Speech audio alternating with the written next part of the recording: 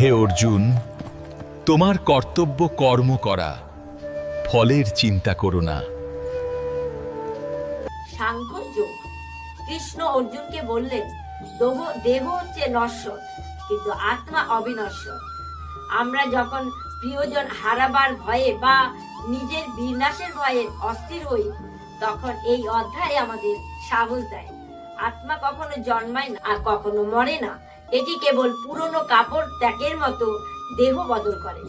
জীবনের উত্থান পতন, সুখ দুঃখ সবকিছু ক্ষণস্থায়ী। আপনি যখন জানবেন যে আপনি এই শরীর নন, বরং এক অনন্ত আত্মা, তখন আপনার ভেতরে অস্থিরতা ও দুশ্চিন্তা কমে যাবে। এই জ্ঞানই মানুষকে স্থিতিপ্রজ্ঞ বা স্থির বুদ্ধি সম্পন্ন করে তোলে। সকলে দুহাত তুলে বলুন, নিতাই গৌর প্রেমানন্দে হরি হরি বল।